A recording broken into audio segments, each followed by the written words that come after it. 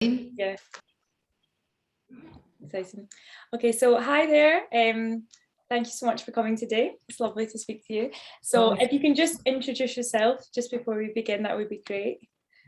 Okay, so I'm Evelyn McDonald. I'm the CEO of Scottish Edge, which is a business competition based in Scotland, although we do like to say it's the biggest business competition in the UK because there is no other competition across the UK that does what we do. So essentially, we use the competition format to identify and then support Scotland's early stage, innovative, high growth potential entrepreneurial talent. And we do that by putting in grants and loans and support in the form of business support packages, mentoring, training, advice, relationship management, and basically whatever we can do to help the business to grow in Scotland. And the reason we do what we do, we're a social enterprise, and we do what we do because we want to make a positive impact on the Scottish economy. We want to encourage businesses to establish themselves here and to create jobs for people in Scotland, and hopefully to develop products and services they can sell across the world, which will bring money into the Scottish economy. So You're like, is that what you want us?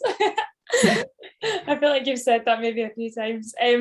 No, I love that. I think, do you know, one thing that I realised from kind of entering that kind of business side of things is that the Scottish ecosystem for business is so warm, and there's so many different opportunities that you are able to seek out. For example, Accelerator, Converge, Scottish Edge, you know, there's so many different amazing opportunities that you can do to try and get funding. Now, the kind of purpose of our conversation was more just to put an emphasis on women and the challenges that they maybe face in raising funding. So I think that would be quite a good kind of area to explore. So just firstly, to start off, why did you choose to discuss challenges of women raising funds in business?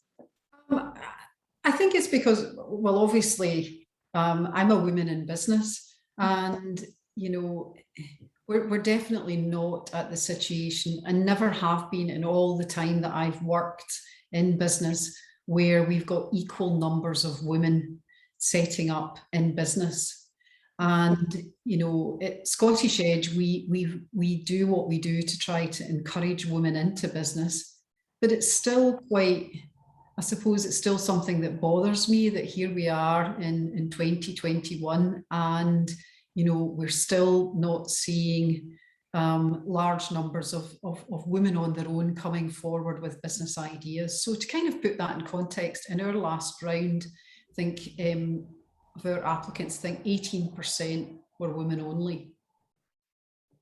So, and then we also hear all those stats. I know you and I were talking a bit about that, Abigail, about women's ability to raise money. So apparently overall, I mean, I'm saying at Scottish Edge it was 18%. Apparently across the whole of the UK, only 1 in 3 businesses are run, you know, by women only. Obviously, there's a lot of mixed teams, and we see a tremendous amount of mixed teams at Scottish Edge. Only 1 in 3 businesses are run by women only. And then there was this awful study that was published recently that said only 1% of all venture capital funding goes to businesses founded by all female teams. 1%, you know, so that's not good. No, it's tiny. It's a tiny statistic. I was, you know, prior to this, I was reading up about it because I wanted to just really gauge an idea of what were the kind of statistics. And I saw one as well that kind of shocked me. It said a study in 2017 showed that women made a mere 13% of decision makers in the UK's venture capital market, which is actually tiny. Like, yeah, so I think there's no question at all that that's got an influence. So no question in my mind. So if people are saying, so why is it that so few women are actually getting funding? And I think it is to do with the fact that they're not in the decision-making sphere, if you like.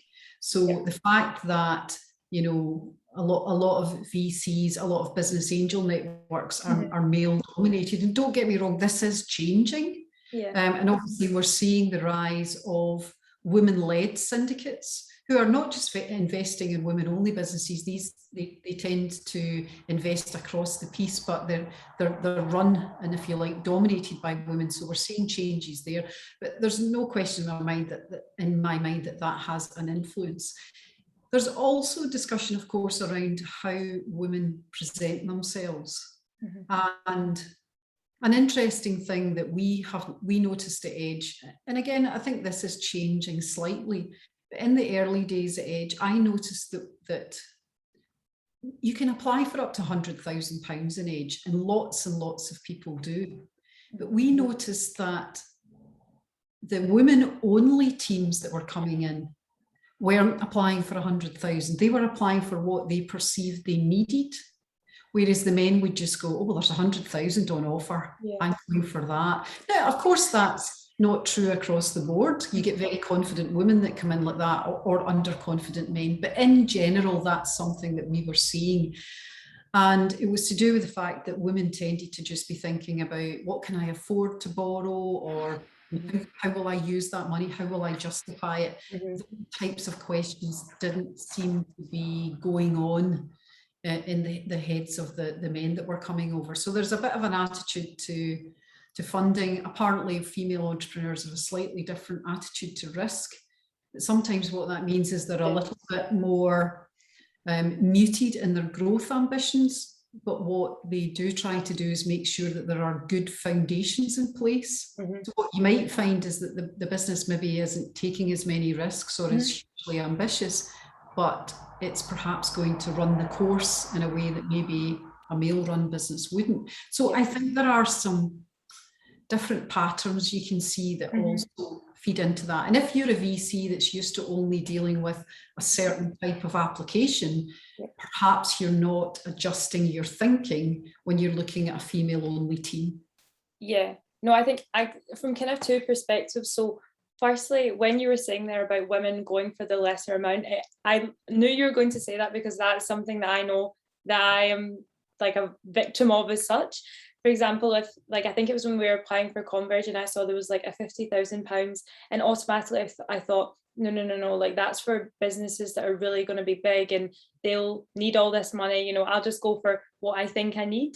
But at the end of the day, it shows there, and when you're saying that like women are doing that, they're not going for the bigger sum. And I don't particularly know why that is. But maybe just being a bit more cautious or thinking, do you know what, I'll leave that for someone else who needs that money. But on the other side, I can definitely see when you're saying about how the people that are, marking these applications, maybe when they see that, somebody isn't going for the top money, then they're like, oh, well, like, is this going to be a big business? Are they going to need it? So I don't know if there's a bias within that as well. I'm not too sure though. Yeah, so we did work with, we work quite closely with an organisation called Women's Enterprise Scotland, which is a fantastic organisation in Scotland. And again, you talk about the ecosystem of support in Scotland. And as you've already mentioned, lots of different organisations. And the thing that I really like is we all work together, we collaborate, so we recognise and respect each other's strengths. So I love Women's Enterprise Scotland and the work that they do. I mean, they lobby for support for women, and they represent women. They deliver business support to them. And they recently worked with us to try and identify. So they put a paper together for us that we could share with our judges if we felt it was necessary, to try and say, these are the different ways in which women present themselves in business, and be careful that you're not, looking at their businesses through the wrong lens. You try and take account of some of these things. However, one of the things that we did do to try and, what we felt, to try and sort of improve things for the women coming into our competition was to make sure that there were equal numbers of male and female judges. So we set a policy that we would have a minimum of 40% of our judges would be women. And actually, I think the last round or the round before that, we had more than 50% were women, and now it's kind of up close to 50%. We feel that we don't perhaps need to be, sharing that paper with people because we're making sure that there are equal numbers of women on the judging panels that perhaps understand the unique challenges that women entrepreneurs have. No, that definitely makes sense. So do you think there is a kind of unconscious bias towards women in business in terms of, if someone's getting their application written or marked rather that they've written? Well, it's difficult for me to say that definitively, but I think studies would suggest that the very fact that women are not raising money at the same levels as men, the actual hard stats tell the story. But I do think there's a real commitment to change. And I think that studies like the Rose Review into women entrepreneurship, which was published by the Royal Bank of Scotland, and that recent study that was looking at VC funding is kind of throwing the light on these kinds of things. So I think VCs and business angel networks and so on are much more aware of gender bias because of the publicity there's been around that. So I do think it is probably something that is being addressed and being considered and being thought about a lot more than it was, say, even 5 or 10 years ago. And that's a positive thing. Yeah, no, definitely. I actually saw that is it the Rose Award, is that right? Just for female entrepreneurs only, which obviously is like a good thing, in itself. Would you say that there is a particular thing that would really, help women that are entrepreneurs to raise capital?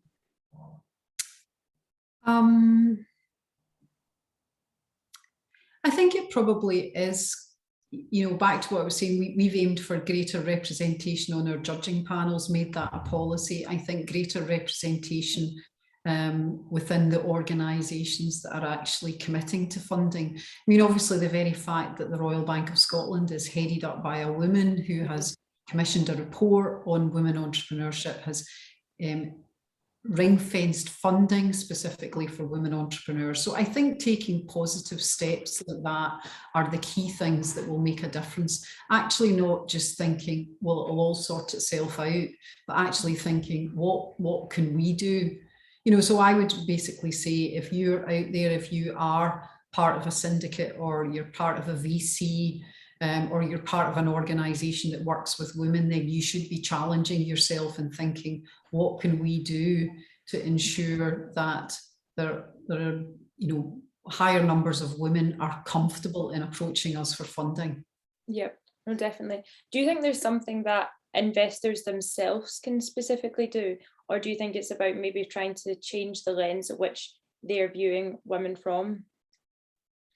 Well, I think it probably is, if you were an investor and you were concerned about that, then probably it is, familiarising yourself, as I say, with these reports and with, what women are saying about the barriers that they're facing as they come forward, and consider how you can lower those barriers in the organisations that you run would be the clear thing. I mean, one thing that we did consider at one point at Scottish Edge was, and I do think it's a little bit of an issue, is that we state to the businesses coming into Edge that you have to be quite ambitious, in the sense that you have to be committed to creating a job, and you have to be committed to turning over a minimum of 200,000 over a 3-year period. And so I remember we did discuss with Women's Enterprise Scotland, was that pressure to achieve that, and that pressure to have that level of ambition potentially putting some women off coming into Scottish Edge. And I don't know the answer to that. What I would say is that we had an independent study commissioned on Scottish Edge a couple of years ago. So it was carried out by an organisation called ECOS, and we got them to look at the gender balance within Edge. And I think what they concluded was that there was female-run businesses were actually more likely to succeed in Edge than male-run businesses, just by a few percent. But there was still that whole aspect around equality of opportunity, because they were coming, despite the fact that we could actually say, well, you know what, if you're a women-only business, you've actually got a higher chance of winning Edge than if you were a male-only business. And perhaps that's been because of the different things we've tried to do to address that. But they're still not coming forward in sufficient numbers. They're still not coming into the competition. So there was sort of equality of opportunity, but not equality of access, but not because we were affecting that equality of access, but perhaps because women were not choosing to come into the competition. Mm-hmm. So it's still something that I think about a lot.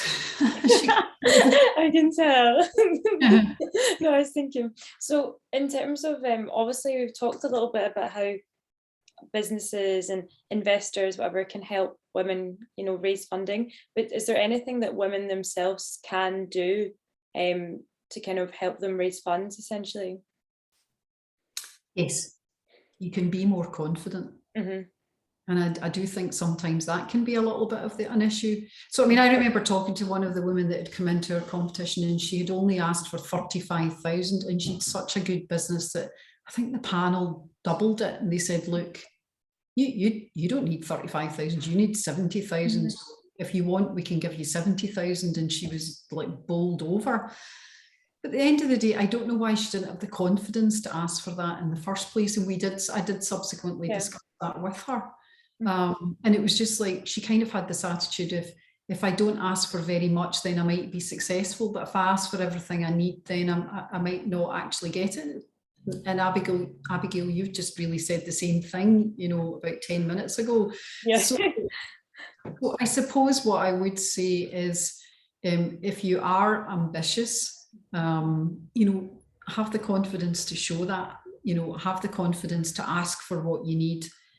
Have the confidence to lay out your plans. And if you're saying, actually, I am going to run a high growth business, but I'm going to take a bit of time to grow that. So whereas the guy next to me is going to tell you he's going to do it all in 2 years, I'm going to do it in 5, mm-hmm. But it's going to be an amazing business in 5 years, because I'm going to, I'm going to have grown something with great foundations, with a happy, well-managed staff, and a great product that reflects what my customers need. Then have the confidence to say that, I think, would be the key thing. Yeah, I was just going to ask, obviously I do hear quite a lot that, there needs to be more confidence. Do you think there's an issue with confidence in a woman being perceived as arrogant or cocky? Do you think that? Well, I think, again, that's a discussion that we've had with Women's Enterprise Scotland, is how, if if a man presents himself as, very, very confident, mm-hmm. then he'll be described as ambitious. And if a woman presents herself as very confident, she'll be described as overconfident. Mm-hmm. And I'm not entirely sure where that comes from, but I think women are very aware of that. Yeah. And therefore that may be curtailing how they present themselves. And so I think that can be an issue, that feeling of, I don't want to come over as overconfident, I don't want to come over as cocky, but I really believe in myself, but I've got to be careful that people don't perceive that in the wrong way. But do men worry about that? I don't think so. Yeah, this is what I genuinely don't know. I know sometimes, like, if I'm getting really confident, I'm like, oh, I need to rein it in a bit. I've been a bit too loud, but then I'm like, I don't know. It's hard, isn't it? I don't know whether that's just a perception that women have of themselves, and whether we actually, as women, are putting ourselves in that box when that's actually not there, or whether that is something that people do perceive as well. Or maybe other women perceive other women to be like that rather than men themselves. Well, again, I've also had this issue as well, where women feel that women can be very harsh judges of other women. Mm-hmm. So I've heard that from women, where they feel sometimes that can go on, and I'm not entirely sure where that comes from. So So you're right. I think there are these certain descriptions that are sometimes given to, very ambitious, articulate, driven women that perhaps make them put themselves in a box in a way that, because those kinds of descriptions wouldn't, people don't tend to describe men as loud. That no, in the same way. And also I think the word sassy as well, I wouldn't really say a man gets described as sassy. I would say a female would. I actually don't think I've ever really heard a guy being called sassy ever. But no, that's a good point actually, Abigail. I don't think I have either. Ever. It's like a word just for women, it seems. And I always think like sassy, because people used to call me sassy and I just took it as a compliment, because I just took it as, oh, someone that's confident and can speak back and says what their opinion. But I think it can also maybe be perceived a little bit negative. Sometimes maybe someone that's like oversteps the mark on what they should say. So yeah, I'm not really sure if it's a positive or a negative comment, to be honest. But I think it's an interesting point that you made, is that do we do that to ourselves? Do we put ourselves in a little bit of a box? So because we worry about how other people perceive us. And interestingly, and I don't know the ins and outs of this, so I meant to do a wee bit of research on it today to see if there was a reason for it. But women raise funding well on crowdfunding platforms. Oh. So that's an area where women raise. I mean, I think it is still. I don't know the statistics in terms of how many women come on and what percentage raise, but I know that if you look at crowdfunding platforms in general, about a third of the funding is going to women. So if you look at that versus the 1% VCs, that's higher difference. Yeah. So I'm not entirely sure about the reasons for that. Now, it could be actually that there are a lot more female investors on crowdfunding platforms, and therefore that evens things out a bit. And also because on crowdfunding platforms, you get the opportunity to present yourselves in lots of different ways, because there's obviously the video, there's the questions, there's the backup documents. So there's lots of different opportunities to engage with your potential investors. Yeah, because I when you were just saying that, I was like, I don't know if women are able to present themselves in a way which is more appealing, or whether they are, from a stranger perspective, maybe some people are able to trust women easier than they're able to trust men. For example, if they don't know where the money's going. I know me personally, I would be more likely to trust a woman than a man, but I don't know if that's just because I'm a woman as well. So I don't know whether that's the same kind of case, if the trust is an issue. Maybe emotions as well. I don't know if a woman talking about something is able to like portray that, oh, that's like really good, that's good that she's doing that. Or, I genuinely don't know. These are just kind of... Yeah, I've been meaning to look at it actually. It's like, why are women good at raising money on crowdfunding, but less so when it is that sort of VC business angel network? So I need to ask that question and find out.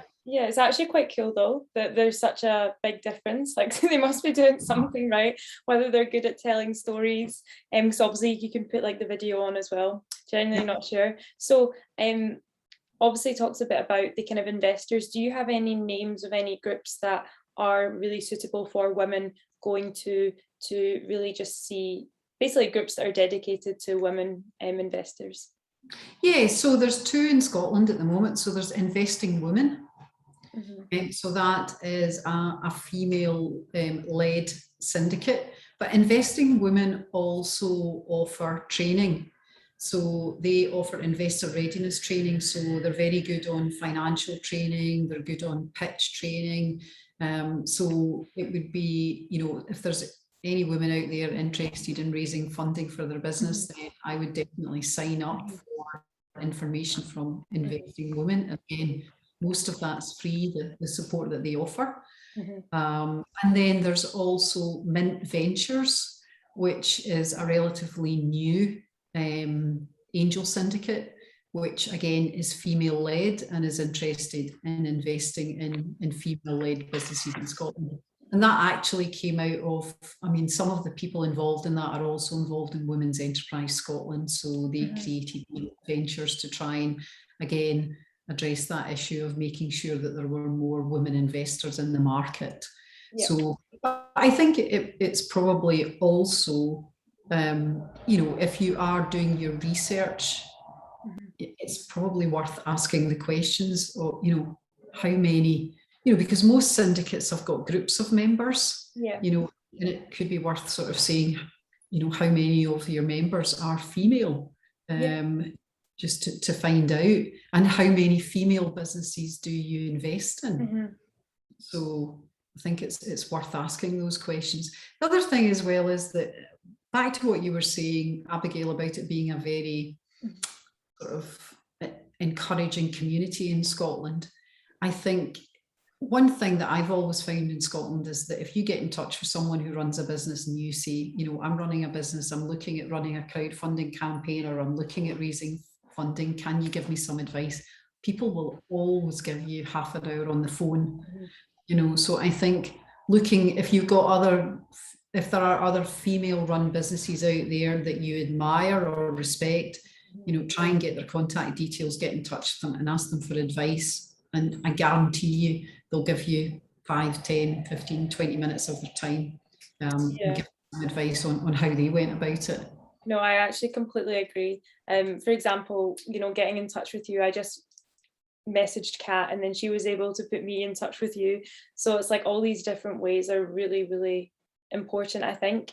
I was also thinking a little bit about when I was doing Converge, the kind of small group that I was in. I don't know, there was maybe like 15 of us or something, but I was the only female in my group, and everyone else was, I think there obviously was females part of the Converge challenge, but in that small group I was the only female, and a lot of the men were either in their 30s, 40s, 50s, that kind of thing. And so for me, I didn't really realize until one day I was just looking at all the faces and I was like, I'm actually the only female here. Like, even the people that were taking the session were male. And I was like, I can look at it two ways. I can either be like, oh, like that's a shame, or I can just be like, what, I'm just gonna be just me and just like ask questions. So it actually went well, and like I did like make some friends out of it, but I think that's because I put myself out there as well. Like, I didn't just sit back and like be passive. I like asked questions, got involved, this kind of thing. But yeah, that was definitely a moment when I was like, oh, this is quite weird. I'm actually the only female here. Yeah, and I can see that happening, because I don't know what the figures are like for Converge, but if they had say similar figures to us, then that would mean that if you were the only female run, if it was a female run business, then that's only 1 in 5 of the the people that come into Edge. So it's it could be better. So we've obviously talked a little bit about funding. What other issues do you think that women face within business, and how can we kind of help to solve this? I think there's age-old issues that women face in business. I think it's still fair to say that childcare is an issue. And whilst people think, well, is it not a good idea to run a business when you've got, young children because you've got more flexibility? Well, try raising young children and running a business. No, you do still need childcare. Obviously it does give you flexibility, but you're probably still trying to work 50, 60 hours a week if you're building a business. So you do need that level of support. So unless you've got a very supportive partner, or you've got access to childcare through friends and family, or you've got the funding that can pay for childcare, which, as we all know, is very expensive in this country, that's an issue for women. And sometimes I think that can then dampen down women's ambitions, because they can think, well, I'm not going to be able to do both. I'm going to have to put my ambitions or my career slightly on the back burner. And then actually the same thing happens as women get older. And women then, if it's then get into the situation with elderly parents that require ongoing care. And again, it tends to be women that step into that role. Mhm. So I do still think our society is biased towards women providing the childcare and biased towards women looking after the elderly. And both of those things are issues that we still don't have an answer for. Yeah. And both of those can limit women's time and ambition in business. And I think that's something we need to recognise. I think women are also tend to be a little bit more risk averse around funding. And I think that can be an issue as well in how they approach their business and the risks that they take. Again, that's a generalisation and absolutely not true of everyone, but I think that can be an issue as well. That concern over, especially borrowing money to go into business. Grants are fine, but actually borrowing money, and again, I think that's around that whole feeling of family responsibility. So women thinking, I shouldn't be borrowing money because what if that creates an issue for my family? Mm-hmm. No, I definitely think so. I find it quite interesting when you said there about how often women can view, looking after their children or their family versus business as if that children obviously are very important, but it's like there almost is a stigma between if a woman wants to really focus on her business as well as her children.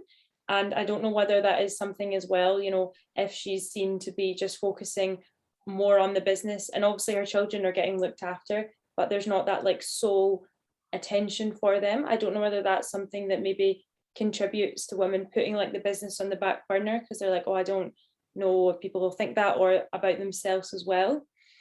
See, but you've just called out another double standard in our society. It's perfectly okay for a man to work 50 hours a week and have kids, and people don't turn around and say, but you're not spending enough time with your children.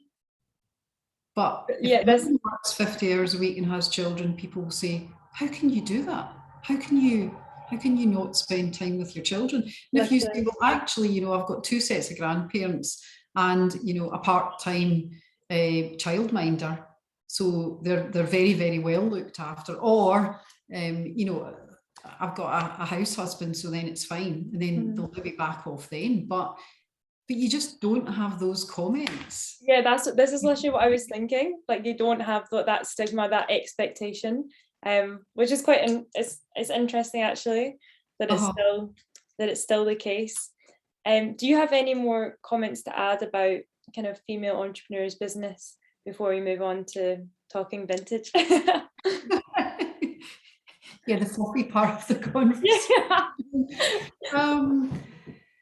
I suppose the key thing is that, one thing that we need to be aware of is that there's a huge economic impact of women not feeling that they can go into business and not feeling that is a route for them, because if more women went into business, it would have a huge economic impact. And also, I think we also have to value a lot of the traits that women bring to business. So if we do recognise that there are differences in men and women and how they operate and how they communicate, I think that in a world where we are seeking to have leaders who develop a good work culture, who communicate well with their team, who are collaborative in their approach, then these are a lot of the traits that we associate with women. So I think we should recognise what women could bring to successful businesses, both from the point of view of how they run those businesses and also from the point of view of the economic impact that could have.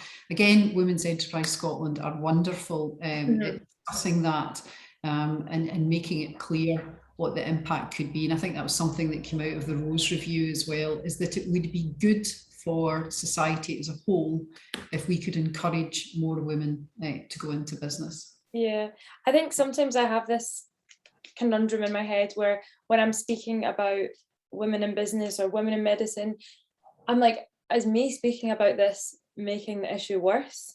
Like, you know what I mean? As like, if I'm constantly bringing up this, am I just actually putting this idea in my head? But then you hear the statistics, I'm like, okay, no. But then at the same time, should it still be discussed? So this is why I'm always quite, I don't know, a bit careful when talking about these things, because I don't know whether, like, the very speaking about this is it making it worse at all? No, it's not. No, Okay. it's absolutely not. I mean, one of the things so Women's Enterprise Scotland has been going for quite a few years now. I can't remember how long, but say it's 10 years. They recently managed to get the government to agree to fund a Women's Enterprise Centre. Now, that would never have happened if they hadn't been going on and on and on about it in a really positive way, and I mean that in the best possible way. If they hadn't continually highlighted the need to be, considering the importance of women in business and trying to do whatever we can to encourage women in business in Scotland. So no, I think let's keep talking about it. Let's keep encouraging people to publish the research and point out the inequities, and let's challenge the status quo and challenge the organisations who are only investing 1% of their funds into women, and make sure that they are going to change. And so, yeah, keep talking about it, Abigail. Yeah, so it's all good. One thing I liked as well was when you said about the traits of women, for example, like collaboration, patience, all these different qualities, which I think sometimes can almost be tried to mute out in a certain way, if it's not aggression and confidence and that kind of thing. And I'm obviously doing the Miss Universe Great Britain final, like, coming October, and that's one thing that they talk about is like celebrating that femininity. So being okay to be like, I'm actually not the same as a man, like I'm just as valuable, but I am valuable in different ways, and I think that's so okay to be like that. So I really like when you were saying about like keeping those values that are like, it's okay to be different to men.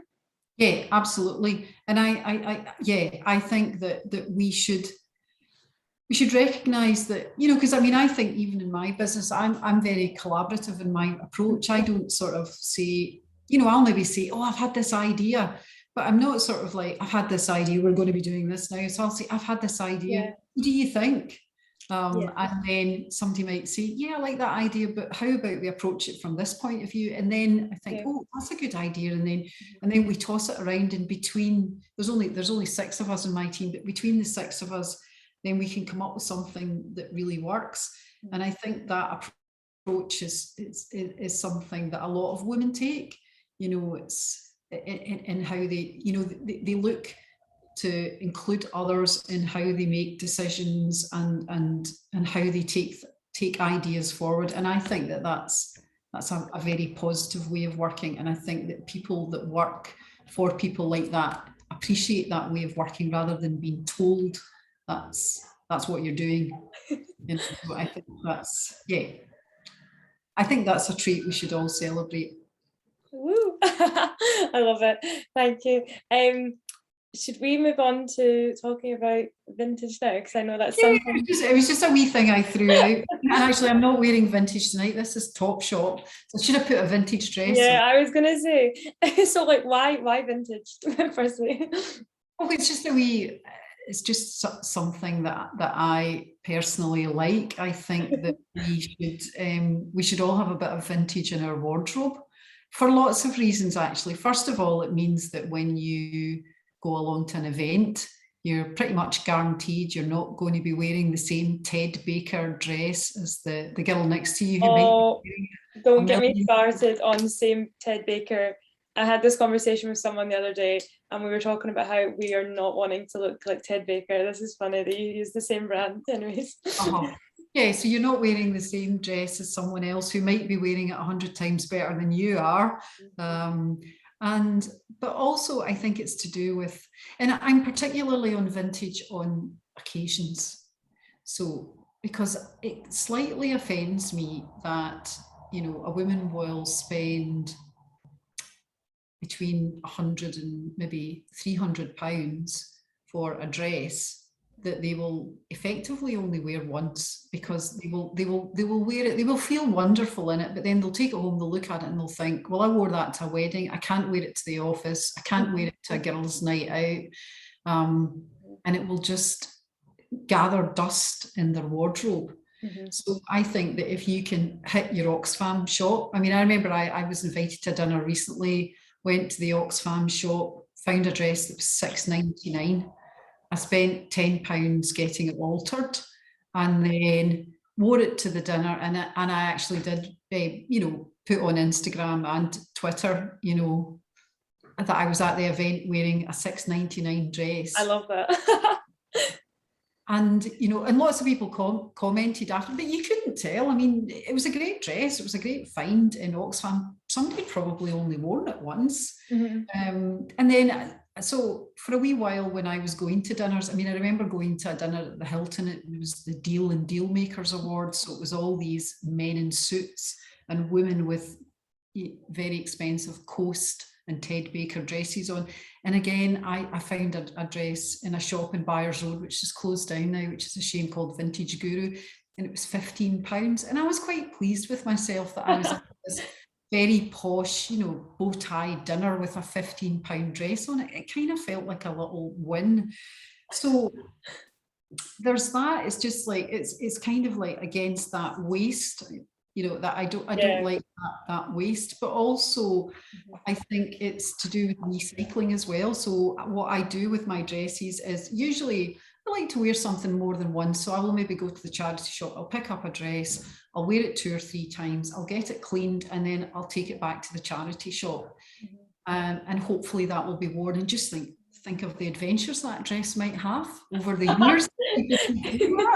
So, but I just like that idea of recycling and not tossing something in the bin, and not buying something that only gets worn once. So it's the whole anti-fast fashion thing. Yeah, this is what I was literally thinking. I was going to ask you what your opinion is on fast fashion.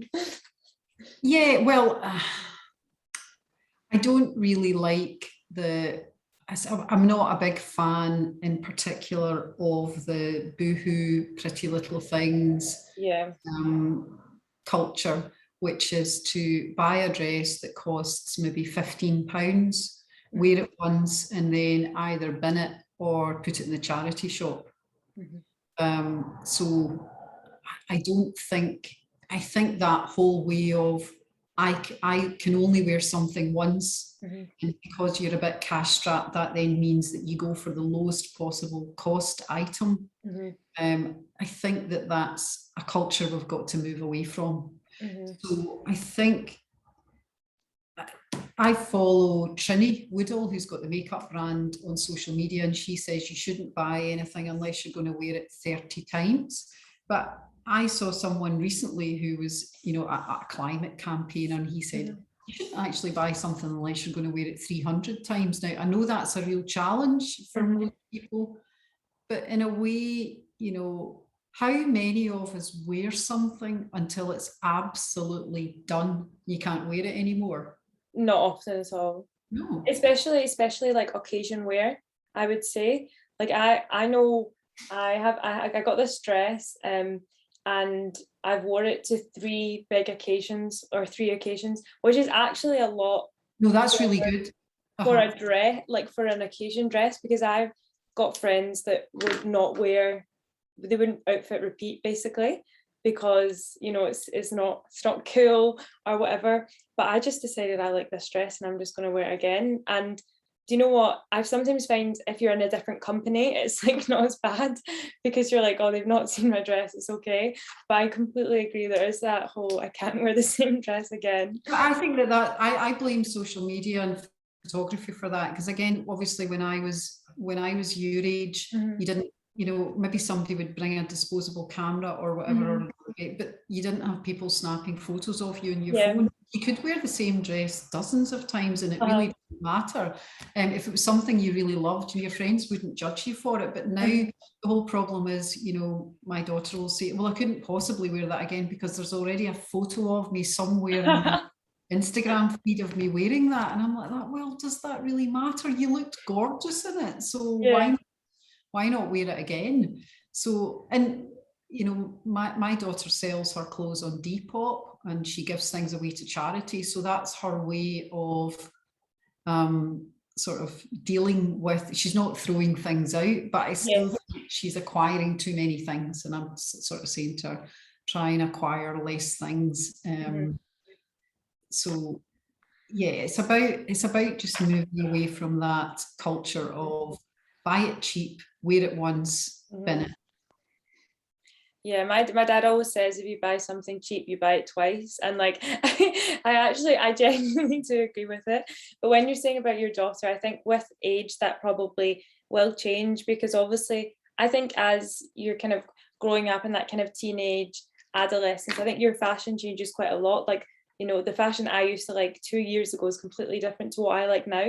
So obviously I think it is quite easy to get sucked into that fast fashion and trends. But maybe, you know, as you get older, you think, okay, I know what I like to wear. This suits me. It suits, you know, my figure. Maybe it'll change. Maybe it'll stay more constant, but I don't know. Yeah, well, one thing I've noticed is that she had an event on Saturday night. It was a joint 21st. She bought an O'Polly dress secondhand on Depop, wore it, looked great in it, and is selling it on Depop and is now listed it on Depop again. So that's quite... That's good. I applaud that, you know, so I guess that's almost like renting it then. And I mean, I think that's, I have to say, I haven't got into the whole rental thing yet, but I think that's a fantastic model. And I think that that's something obviously that's growing dramatically, and I can see a lot of us going towards that. So, and again, that's just a great idea to reduce waste. So I suppose what I would say to people is don't buy the £200 Ted Baker dress. Go to Oxfam or rent a dress, and then feel good about the fact that you're not just adding something else to landfill. That is true. Do you have a couple of vintage shops that you recommend? Because I don't really know a good vintage shop. Do you know? Right. Okay. So there's quite a few, and I'm not sure where you're from, Abigail. Are you? I'm based in Dundee, but I am in Glasgow like relatively frequently, so, or Edinburgh, just wherever. Right. Okay. Well, there's a few in Glasgow that are good.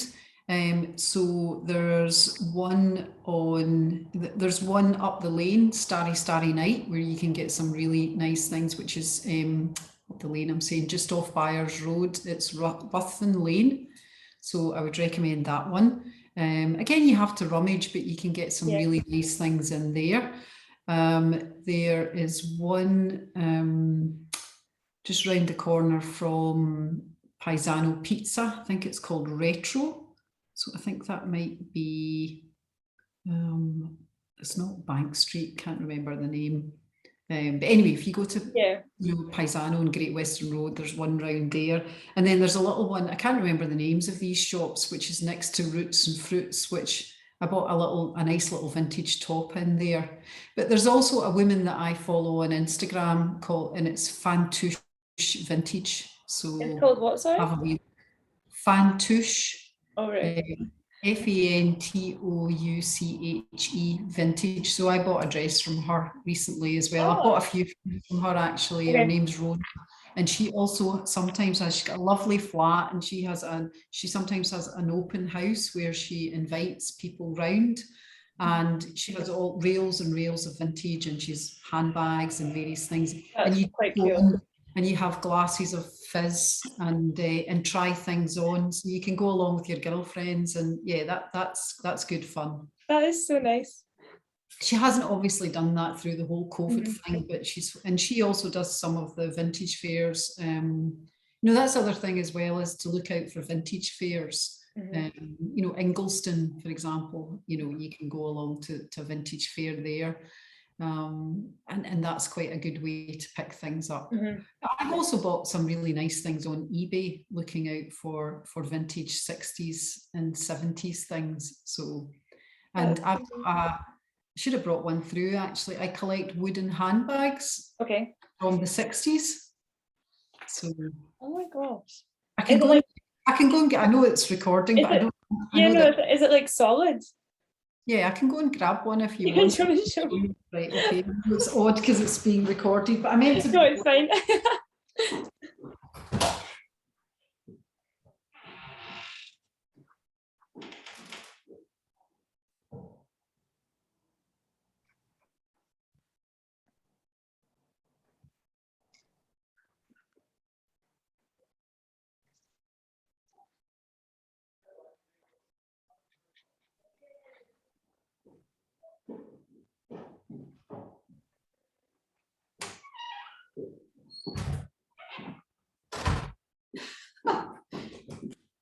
These are only 3 that I've got. I've got more, but I just grabbed these ones. So this is one of my favorites. It's actually quite cute, isn't it? So, yep, it's called, this one says Glamour Puss. So, and then there's this little baby that's got a little owl on it. Oh, they're all quite pretty and different. Yeah, and then this one, yeah, this is lovely. This is called Money Tree. So they've all, I like that one. That's really got nice. the same little sort of a leather handle, and then they kind of open with this clasp, and inside you get a little mirror. And so they are all made by a brand called Collins of Texas. It was a woman called Edith Collins. And this one is 1965. I think this is 1964. And I'm not sure if there's a date in this one actually. So this one, poor wee one, the owl lost its eye. So I've been meaning, there is a girl on eBay that sells spare stones. So I've been meaning to get in touch with her, but they kind of vary in price. I mean, this one was actually really quite cheap. This one was, and I mean by cheap, I mean about £40. But this one is a collectible because there's only a few of this cat left. So I think my husband bought me this one. I think it was maybe £150, which I know is quite a lot, but it's like your thing. Do you know what I mean? It's my thing. And if I go to dinner, I go with one of these bags, and people now kind of like, and it's a talking point, because if you go to a dinner with a Chanel bag, people will think, oh, she's got a Chanel bag, that's absolutely gorgeous. But they won't really say anything about your bag, but people will come and say to me, oh my God, you know, what is that? What is that? You're like, well. Of course, if you carry it accidentally like that, they think you've gone out with a toolbox. I actually love it. That's so cute. So you basically, I think I've got 6 of them, I think, in total. And you get them in either Etsy or eBay, but they are collector's items because they are genuinely, they're antiques. And I think they're an acquired taste, but I like them. They're a bit different, as I say. I think you can pull them off. You can pull it off. Thank you. That's amazing. Just to finish off, I've just got a couple more questions. My second last question was, if you were to ask a question to, for example, a Miss Universe Great Britain finalist, what kind of question would you want to ask them? The key question I would ask is, how are you going to use that platform in terms of amplifying your voice, and what are you going to say? Because I think the opportunity that can give you to actually say something meaningful, interesting, engaging, compelling, is a gift. So that would be the key thing that I would ask. That's really nice. I didn't know if you wanted an answer there. I would be interested, actually. Yeah, we'd like an answer, because obviously, I found out a little bit about you, and clearly you're an incredibly interesting individual in terms of the things that you've done. The debating, the medicine. You've obviously created this new platform to amplify women's voices. So yeah, be interested to see what you would hope to achieve if you got that opportunity, if you did become the winner of that title. Yeah, so I think I kind of have 2 sides of things that I really care about. So it's either education or healthcare. And so I've kind of chosen the education side at the moment, just because it's something that I'm really involved in, because basically the business that I'm doing at the moment is a medical education platform. So just kind of all over that education. But at the moment, I basically partnered with this charity called Books Abroad. And it's just like a local charity from Aberdeen. And they basically redistribute secondhand books to lower income countries. So it fits in really well with me, because I'm quite conscious about the environment, and just like kind of reducing waste. That's why when you said about the vintage, I was like, that's quite interesting to hear more. So I like that side. And then obviously I'm very passionate about any basically inequalities of anything that really exists. So whether that is healthcare, and obviously education is a massive, massive thing. And you know, the number of books that people just have sitting around is incredible. Like one of my mum's friends came and just dropped off 100 books yesterday. And just to think that's just sitting in someone's house, when that could be getting used, you know, to educate individuals that will then be able to, you know, help their community, just kind of that sustainable growth, which I think is really important. So the biggest thing for me is education, and whatever kind of way that can be. So at the moment it is about books, and just getting those resources to countries that basically don't have books. No, that's brilliant. Yeah, that's brilliant. Yeah. So that's kind of, yeah, that's what my thing is. And I'm actually really excited. So far we've got probably over 600 books collected so far. And it's only been like a month or something like that. So it's actually really exciting. And everyone's been really good. Like I was on the call to you'll know Margaret Gibson. Yes. Yeah. So I was on call to her, and then I saw behind her she had like a bookshelf, and I just was like curious. I was like, oh, your bookshelf, whatever. And then she said, oh, I actually like cleared my books a while ago, or just recently, so I'm sorry I don't have any books. But then she sent me a message the other day being like, oh, I've actually got 6 bags for you of books. So I'm going to go and collect them from her tomorrow. So it's just like random connections like that, where like I only met her once, and she's just like offering all this. I can offer you books as well, but I mean, what are you specifically looking for? Honestly, anything like children's fiction, non-fiction, secondary school books, university books, adult fiction, non-fiction. Like I just kind of looking for everything. That's as long as it's kind of good quality, as long as it's not falling apart. One thing that I do have at the moment is I've got some textbooks, because obviously my daughter still, you know, we have textbooks from when she was studying her hires, and I've got textbooks from when Alex was studying for his hires and advanced hires. Yeah. So let me clear some of those out, Yeah. and then I'll give you a shout, and then we can talk about you picking them up and me dropping them off. Yeah, no, that'd be amazing. Like those kind of books are like exactly what they look for. Just like that. And I might have some kids paperback things. I do have to confess though that all the picture books that my kids loved when they were wee, I'm not parting with, because I'm kind of hoping I'm kind of hoping that when they get older and they have kids, then I can pull all those picture books out and I'll have someone else to read them to. Yeah. They're quite precious, but the things like a lot of the teenage paperbacks they read aren't so precious. So I've got a bunch of those that might be useful in secondary school reading, definitely. I'm the same as you. There's like one, like I gave quite a lot of the books that I don't know, from like teenage years, some younger books, but there's some books that I just can't part with. Like it's like a massive collection of Disney books, and I just used to read them all the time. There's like maybe like 30, they're all there, and I just like can't, like, do you know what I mean? It's just like that one set of books. I think that, yeah, but then that means that, you know, if you do go on to have children of your own, or even friends have kids, that's what I was thinking. Like it'll just be, some things are just quite like too nostalgic, do you know what I mean? I can't give it away. I was like, I just can't. It's like it's too precious. So I get what you're saying. Just to finish, oh sorry, were you going to say something? No, I was just going to say, you know, there's some things you do have to think really seriously about giving away, because there's occasionally things over the years where I've just thought, oh, I need to get rid of that, and then I'm like, I kind of regret it. So. And then you're like, can I have it back, please? I know you can't ask for it back once you've given it away. Now the final question was, I just kind of asked this to everyone at the end.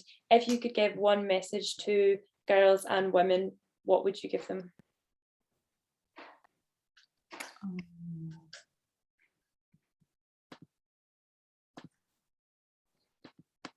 Oh, that's a hard one. It's so broad. I know, it's like really not specific. Or if you could tell one thing to your younger self, that kind of vibe. I suppose actually, you know, I think I'll go back to one of the points I made earlier is that I think, especially if you, Margaret Gibson's really big on this, talking about social capital.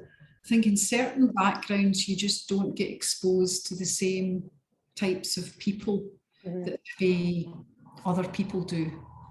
What I have found in my life is that people are, in the main, kind.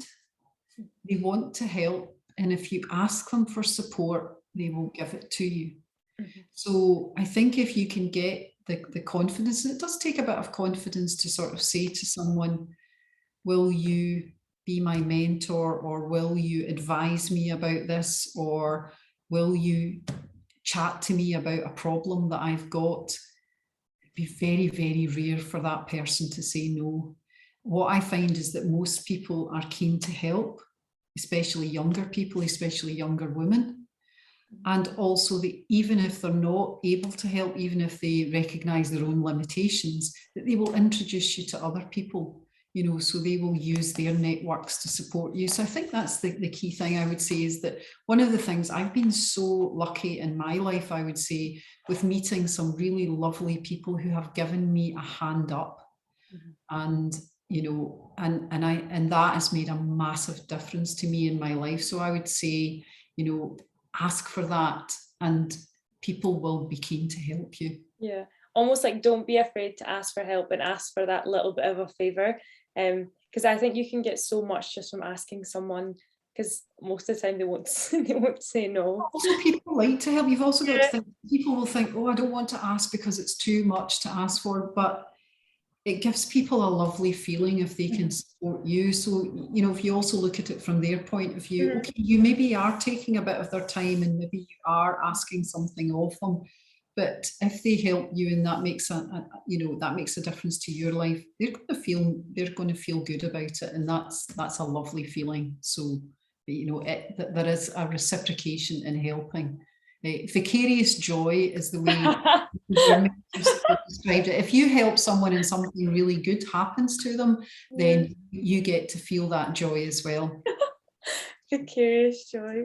I love that. Do you want to say anything just before I finish recording? No, just it's been lovely to chat to you. Seems really nice. I'll just